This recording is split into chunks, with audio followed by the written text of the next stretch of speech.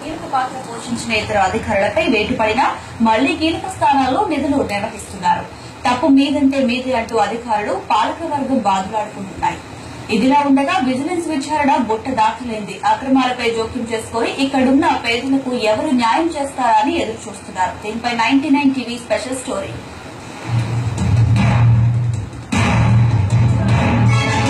Rajamahendravaram rural మండలం satellite city తొలుత నుంచి అక్రమాలకు పుట్టింది. 1992లో పుష్కరాల నేపథ్యంలో గౌతమి ఘాట్ ప్రాంతానికి పేదలను తరలించారు. నగరంలో అక్కడక్కడ గుడిసెల్లో ఉన్న వారిని ఇక్కడకు తరలిస్తూనే ఉన్నారు. వీరందరికీ రాజీవ్ గృహకల్ప పేరుతో 7,000కు పైగా G+2 గృహ సముదాయాలను నిర్మించి పేదలకు ఇచ్చారు. వీటిని స్వయంగా సోనియా గాంధీ ప్రారంభించారు.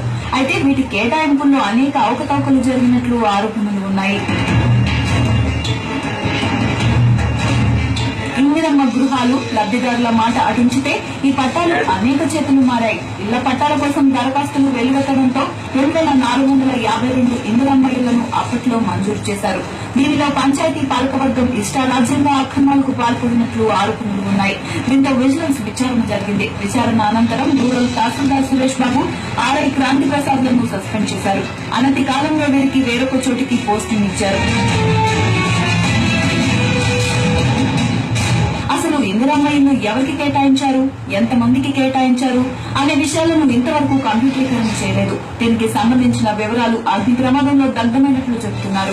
ఇప్పటికీ రాజమండ్రి రూరల్ మండలంలో ఇందిరమ్మ పట్టాలు అమ్మకాలతో చేతులు మారుతూనే ఉన్నాయి. మరోపక్క ఇళ్ల పట్టాల కోసం అనేక దరఖాస్తులు పెండింగ్ లో ఉన్నాయి. ఈ తతంగమంతా గతంలో విధులు నిర్వహించిన వారికే తెలుస్తుందని, తనకు ఎటువంటి సంబంధం లేదని ప్రస్తుత బాధ్యతల్లో ఉన్న తహసీల్దార్ భీమారావు తప్పించుకుంటున్నారు. ఇందిరమ్మ పట్టాల కుంభకోణంలో తహసీల్దార్ కార్యాలయ సిబ్బంది చేతివాటమే ప్రధానంగా కనిపిస్తుంది. ఇంకా ప్రజాప్రతినిధులను ప్రశ్నిస్తే అధికారుల నిర్వాహకమని, అధికారులను అడిగితే ప్రజాప్రతినిధుల ఒత్తిడి అని ఒకరిపై ఒకరు నిందించుకుంటున్నారు. రాజమహేంద్రవరం రూరల్ మండలం ఇందిరమ్మ గృహాల్లో అవకతవకలపై ప్రజాప్రతినిధులే స్పందించాల్సి ఉంది. అసలైన లబ్దిదారులకు సొంతింటి కలను నెరవేర్చాల్సి ఉంది. సమస్య శాశ్వత పరిష్కారానికి లబ్దిదారులను పారదర్శకంగా గుర్తించి పేదలకు సొంతింటి కల నెరవేర్చాల్సి ఉంది. ఇందుకు ప్రధానంగా స్థానిక ప్రజాప్రతినిధులు చిత్తశుద్దితో వ్యవహరించాల్సిన అవసరం ఎంతైనా ఉంది.